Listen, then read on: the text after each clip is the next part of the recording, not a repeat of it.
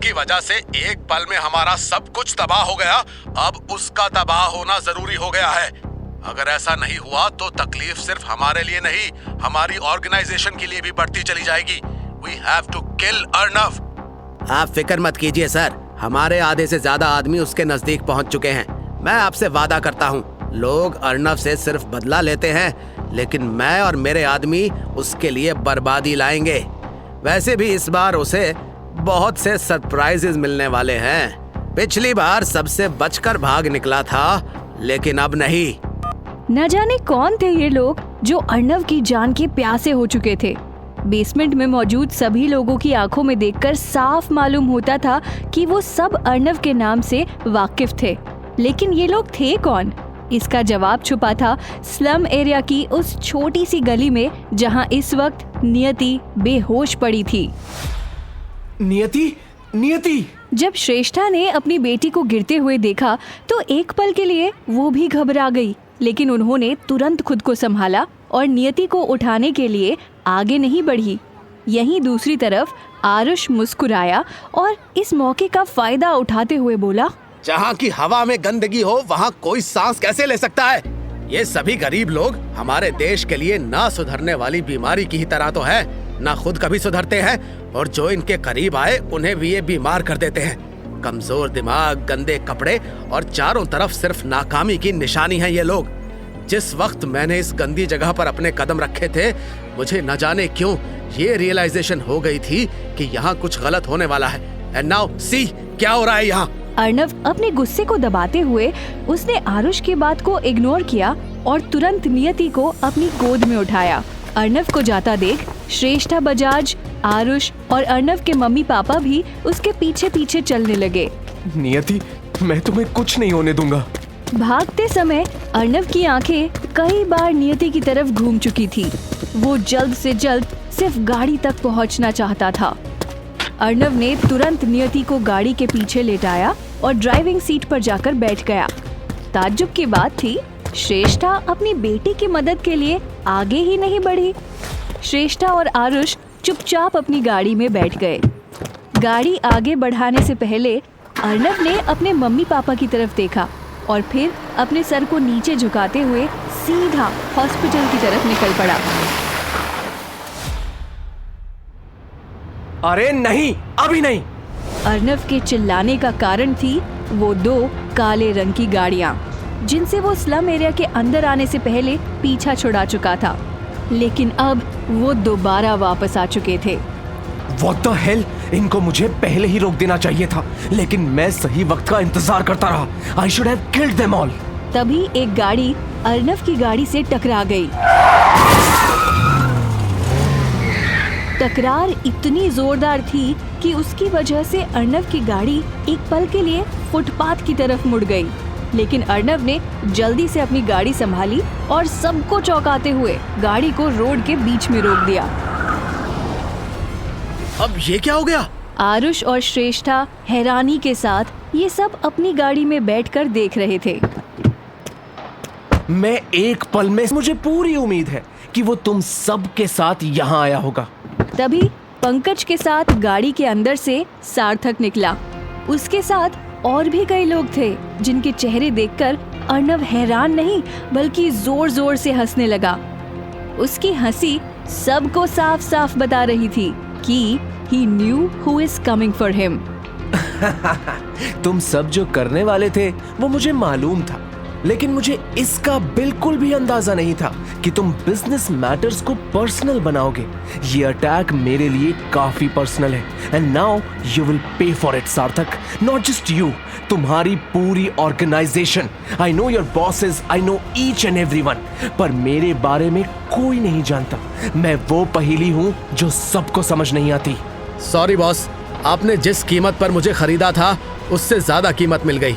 मैं वफादार कुत्ता नहीं, भूखा कुत्ता हूँ। मुझे तो सिर्फ रोटी से मतलब है, वो भी मेरे हिसाब की। और रही बात ऑर्गेनाइजेशन की, आपको काफी अच्छे से मालूम है। आप ही ने कहा ना अभी, बिजनेस रन्स ऑन प्रॉफिट। हमारा प्रॉफिट अभी आप में नहीं, नियति में है। एक साथ कई आदमी अर्नव की तरफ भागे। अर्नव भी तैयार खड़ा था। उसने अपना हाथ उठाया और सामने आ रहे आदमी की तरफ इतनी तेजी से घुमाया कि दर्द सेहत के लिए हानिकारक है, लेकिन आज तुम सबको उसकी डोज मैं मुफ्त में दूंगा। ये क्या था? What the hell? ये तो फाइटर निकला। श्रेष्ठा शांत थी। वो सिर्फ अर्नव को सबसे फाइट करते हुए देख रही थी। उसके लिए ये किसी एक्शन फिल्म की तरह था, जहाँ एक हीरो बहुत सारे गुंडों को एक साथ ऐसे मार रहा था जैसे अच्छाई बुराई को मारती है। लेकिन तभी वहाँ पर एक ऐसी आवाज गूंज उठी जिसने सब कुछ रोक दिया। जिस वक्त अर्नव सबसे लड़ रहा था, उसी समय सार्थक अर्नव के करीब चुपके जाने लगा और फिर सही मौका देखकर उसने अर्नव को थप्पड़ मार दिया। मुझे यूजुअली सबको जलील करने में मजा नहीं आता, लेकिन माँ कसम आज बहुत आया। आपसे तू पर उतरता हूँ और साफ साफ कहता हूँ तुझे, हमारे बिजनेस में जब लॉस होता है तब हम पर्सनल मैटर्स भी भूल जाते हैं। मैं यहाँ। इससे पहले कि सार्थक अपनी बात कह पाता, अर्नव ने सार्थक का गला पकड़ लिया और गुस्से में बोला, अगर तुम सबने खेल को पर्सनल बना ही लिया है तो पर्सनल ही सही। जा, तुझे छोड़ दिया आज। Go and tell your bosses who am I. तू तो मेरे साथ 7 साल से रहा है। तू डिटेल में बताएगा तो मुझे अच्छा लगेगा, समझा? और ये थप्पड़, इसकी गूंज फिक्र मत कर, इसकी गूंज सिर्फ यहीं तक फैली है। मैं जो धमाका करूंगा तुम्हारी ऑर्गेनाइजेशन के अंदर, उसकी गूंज पूरा बिजनेस वर्ल्ड सुनेगा। ठीक उसी वक्त वहाँ पर एक साथ पुलिस की गाड़ियाँ पहुँचने लगी। अर्नव ने गाड़ी से उतरते ही सबसे पहले डीजीपी को फोन किया था। ये सब देखकर आरुष और श्रेष्ठा बजाज शॉक्ड थे, क्योंकि शहर का डीजीपी अर्नव से सीधा हैंडशेक कर रहा था। ये अर्नव कौन है? इससे पहले कि श्रेष्ठा कुछ भी कहती, उनके फोन की घंटी बजी। श्रेष्ठा ने जब फोन के स्क्रीन की तरफ देखा तो उनकी आंखें बड़ी हो गई। Hi, you said that you were. मैं आ रहा हूँ। I want to end this once and for all. And who the? ये अर्नव कौन है? उसकी कीमत क्या है? I'm coming within an hour. I want all of you at Bajaj Mansion. कौन है अर्नव? क्या है उसकी सच्चाई? क्या होगा जब पहली बार नियति के पापा और अर्नव आमने सामने होंगे? सार्थक किस ऑर्गेनाइजेशन की बात कर रहा था? उनके लिए नियति क्यों इम्पोर्टेंट थी? क्या होगा अब दोनों की कहानी में? जानने के लिए सुनते रहिए जोरू का गुलाम।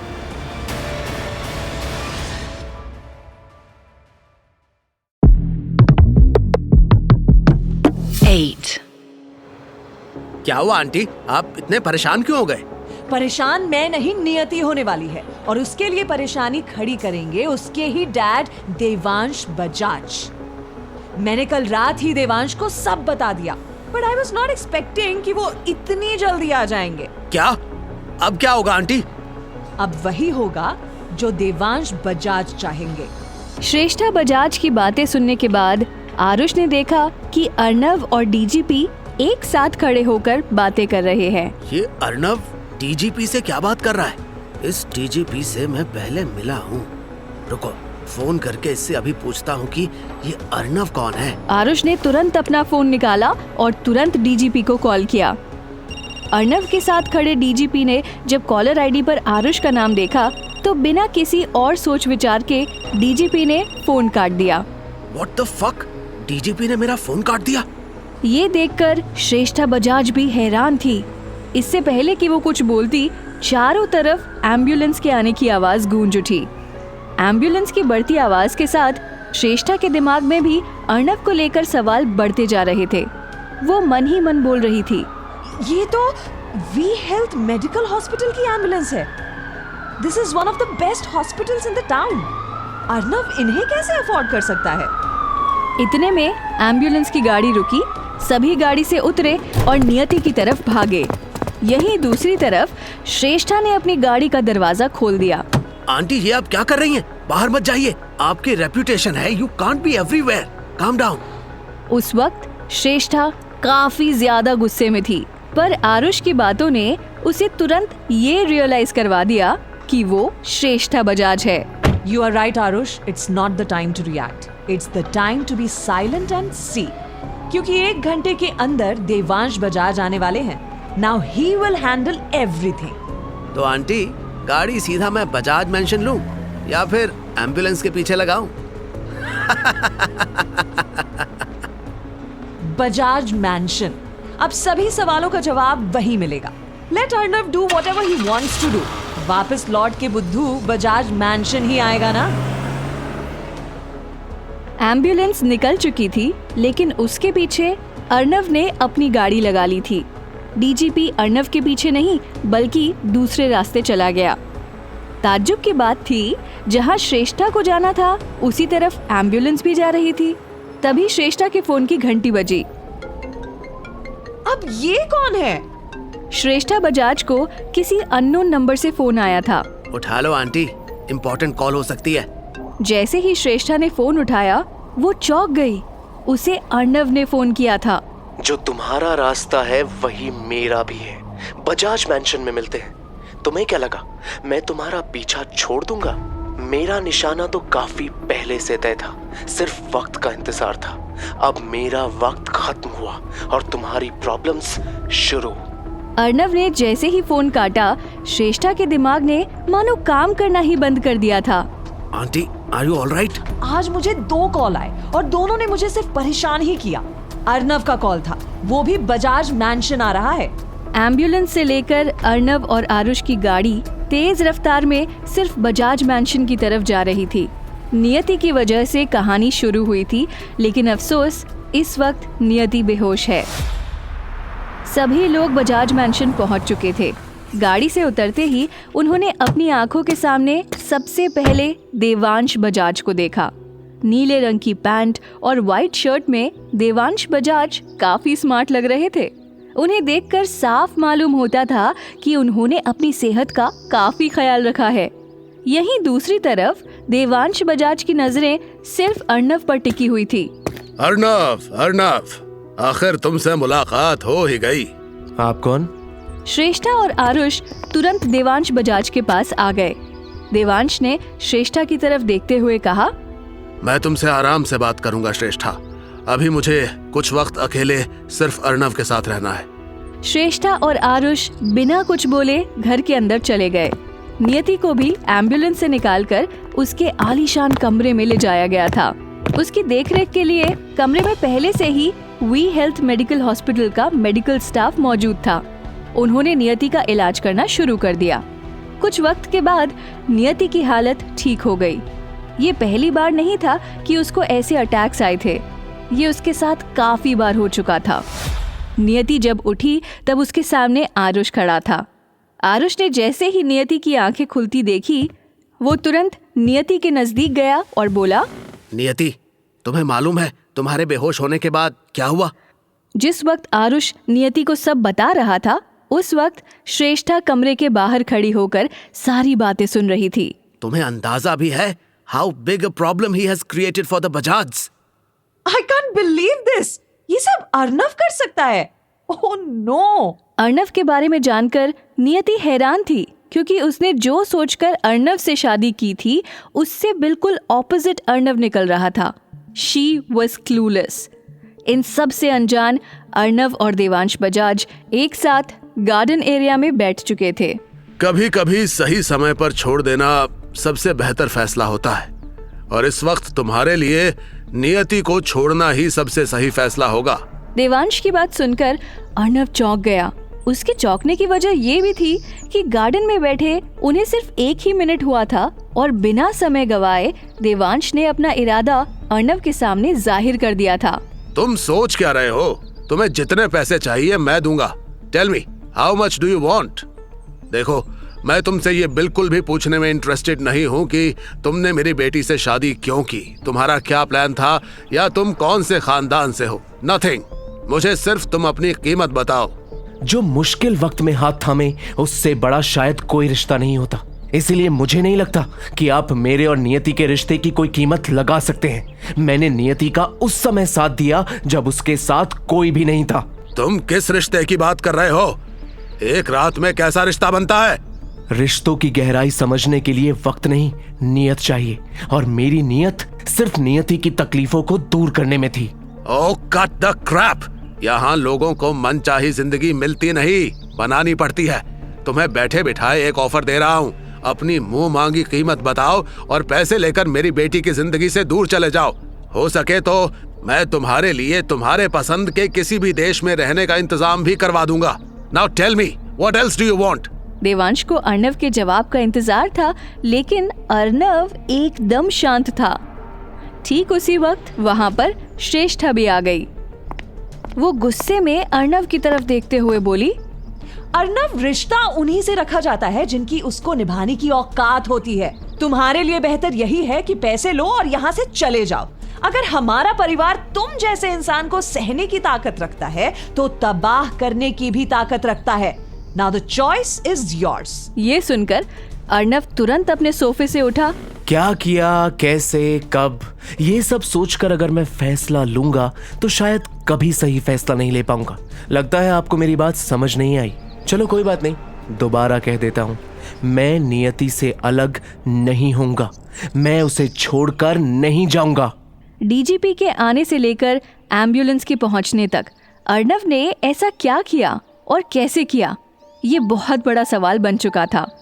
इतने में हॉस्पिटल के मेडिकल स्टाफ का एक आदमी वहां आया और देवांश बजाज की तरफ देखते हुए बोला, सर आपको नियति मैम बुला रही हैं। उन्होंने किसी अर्णव को भी बुलाया है। आरुष सर किसी से इम्पोर्टेंट बात कर रहे थे तो उन्होंने मुझे भेज दिया आपके पास। नियति मैम का फोन भी उनके पास नहीं था। हाँ हाँ ठीक है, डोंट एक्सप्लेन टू मी, आता हूँ मैं। इसके बाद देवांश, अर्णव और श्रेष्ठा एक साथ घर की तरफ निकल चुके थे। श्रेष्ठा देवांश के साथ चल रही थी।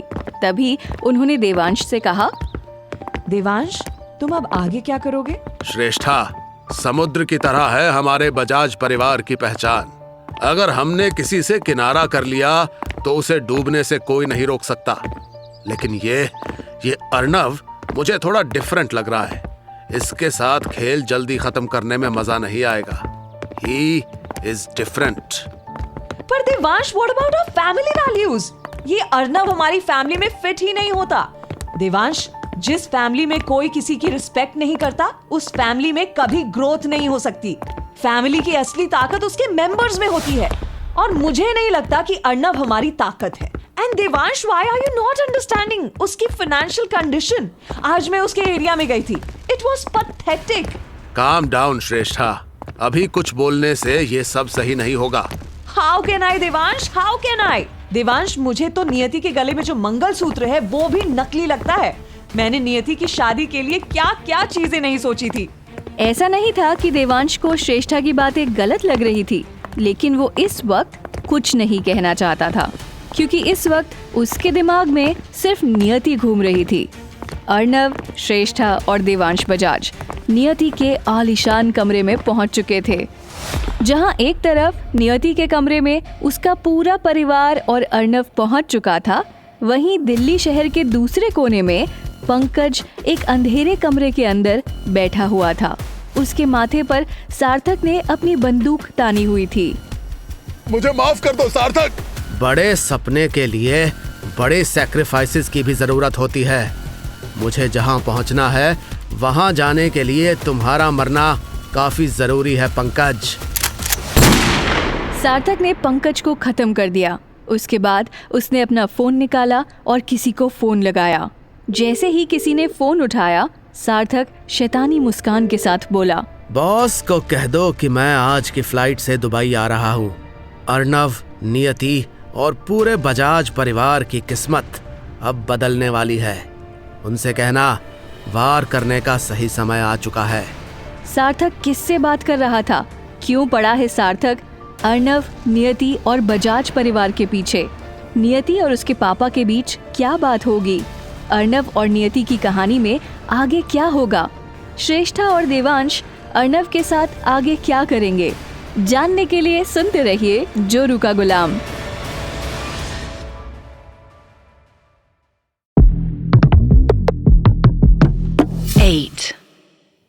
रात के 10 बज चुके थे। नियति के कमरे में एक गहरी खामोशी छाई हुई थी, जो अर्णव के साथ साथ देवांश, श्रेष्ठा और आरुष के दिलों में भी एक अजीब सी बेचैनी पैदा कर रही थी। ठीक उसी वक्त श्रेष्ठा अर्णव की तरफ देखकर गुस्से में बोली, ताकतवर लोग कभी भी कमजोर इंसान का हाथ नहीं थामते, क्योंकि कमजोर की दोस्ती ताकतवर को भी बर्बाद कर सकती है। और अर्णव, तेरे साथ जुड़ा हमारा नाम हमारे खानदान के रेपुटेशन को सिर्फ बर्बाद ही कर रहा है। क्या चाहता है तू? कितने पैसे चाहिए तुझे? बोल। लगता है आपने मेरा जवाब अब तक सुना नहीं। मैं पहले ही कह चुका हूँ, मुझे पैसे नहीं चाहिए।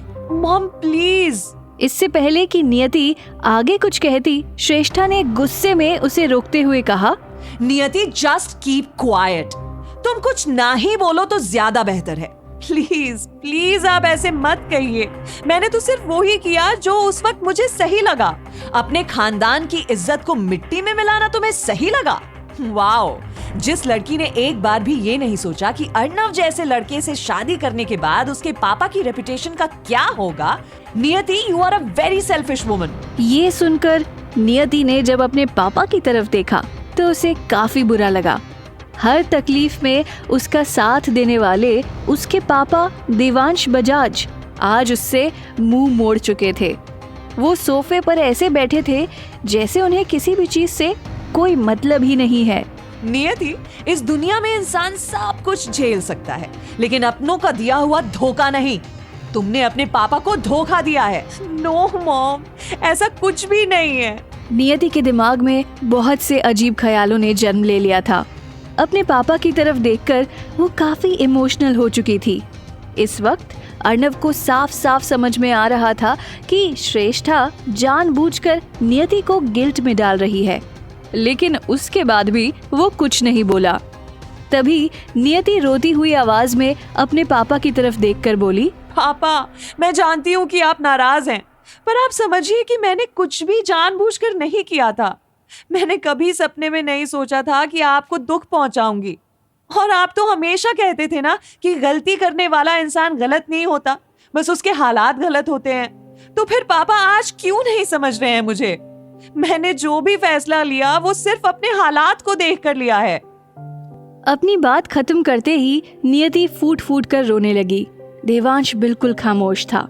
वहीं दूसरी तरफ श्रेष्ठा और आरुष नियति को देखकर अंदर ही अंदर काफी खुश हो रहे थे।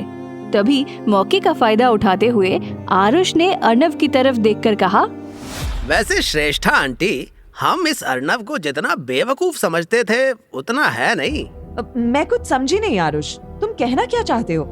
आज जो तमाशा हुआ था उसमें इस अर्णव से मिलने के लिए डीजीपी जैसे बड़े लोग आए थे। It's so surprising. न जाने इतने छोटे आदमी से मिलने के लिए शहर का इतना बड़ा आदमी कैसे आया होगा। कहीं इसने अपनी चालाकी से उसकी बेटी को भी तो अपने वश में नहीं कर लिया है। अमीर ना बन सको तो अमीर घर की लड़की से शादी कर लो। Speak up Arnav, we are all ears. Give us the damn reality check.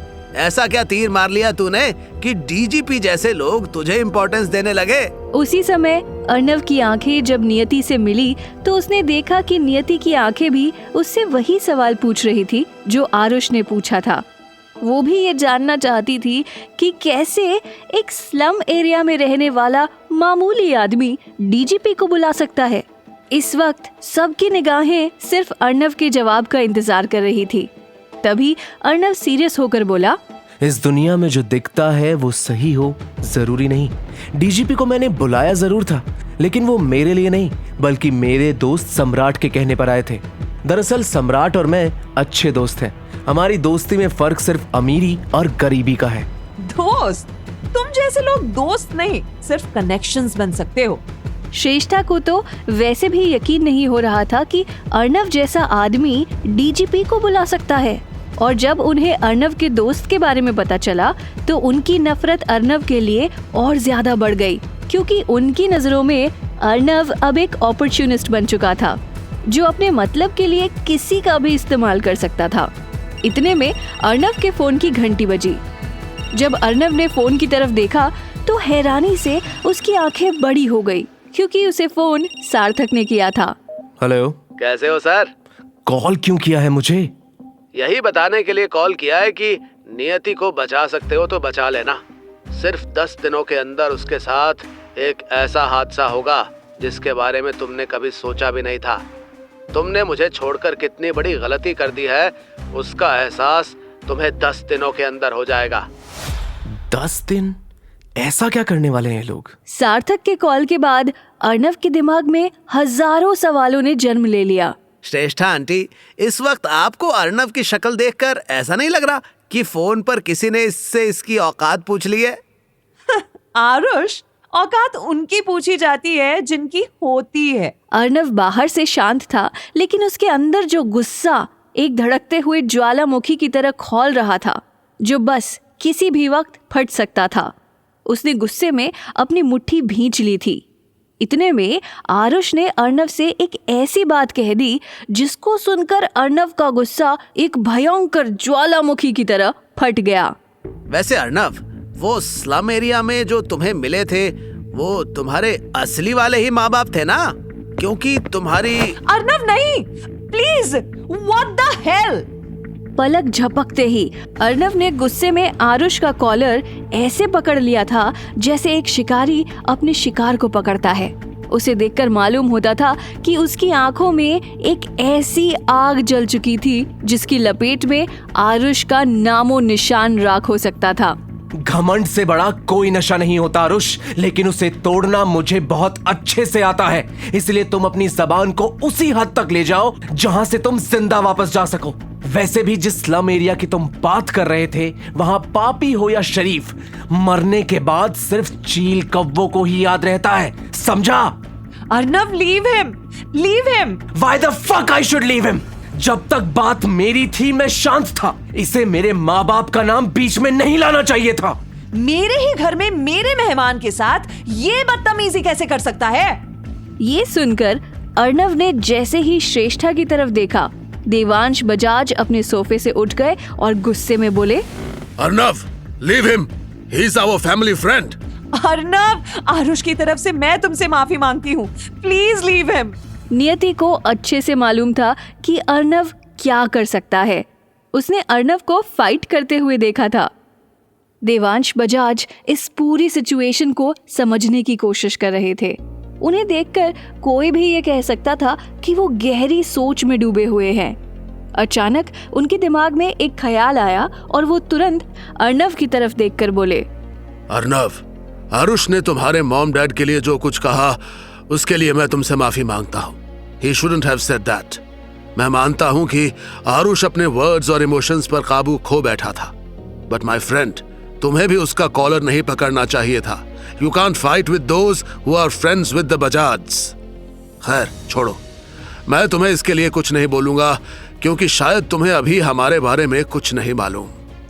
But I assure you, तुम्हें जल्द ही सब कुछ मालूम पड़ जाएगा, हम कौन हैं और हम क्या करते हैं। ये कहने के बाद देवांश एकदम शांत हो गए। अब सबकी निगाहें सिर्फ देवांश पर ही टिक चुकी थी। इससे पहले कि उधर कोई कुछ भी कहता, देवांश सबकी तरफ देखकर आगे बोले, नियति ने जो गलती की है उसे अब मैं सुधार नहीं सकता और ना ही दुनिया के सामने ढक सकता हूँ।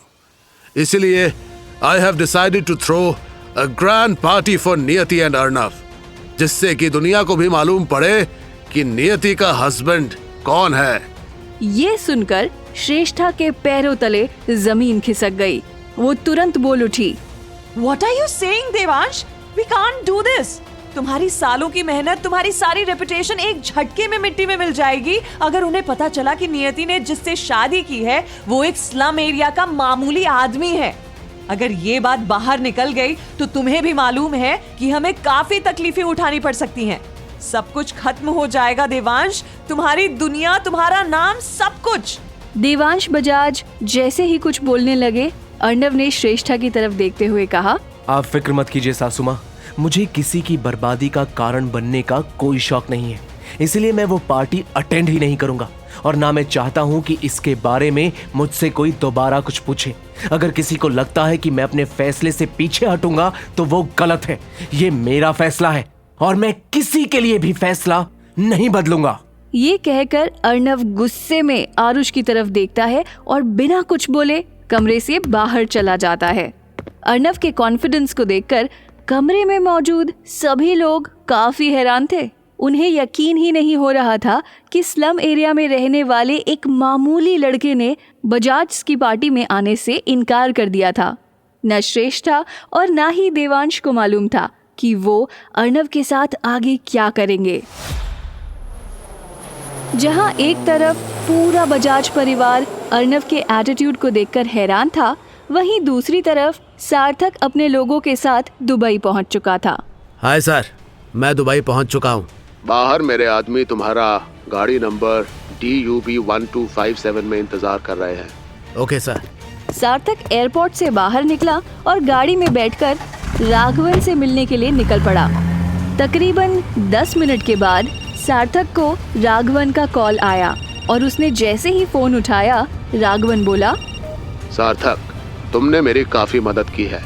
मैं उसका एहसान तो कभी चुका नहीं सकता, लेकिन उसके बदले मैं तुम्हें एक तोहफा जरूर दे सकता हूँ। I hope you will like my gift. असली तमाशा तो अब शुरू हुआ है अर्नव। तुम्हारी हर चाल पर मैं एक के बाद एक वार करूंगा। जब हर कदम पर तुम्हें मेरे ही दिए हुए घाव मिलेंगे तो ये देखने में मजा आएगा कि तुम कैसे बचाओगे नियति को। क्या है अर्नव की चाल? कौन है राघवन? क्या दुश्मनी है उसकी अर्नव के साथ? क्यों मारना चाहता है राघवन नियति को? क्या है अर्नव की असली सच्चाई? राघवन ने सार्थक को क्यों मारा? अर्नव और नियति के बीच आगे क्या होगा? श्रेष्ठा और देवांश कैसे बचाएंगे अर्नव नियति को? जानने के लिए सुनते रहिए जोरू का गुलाम।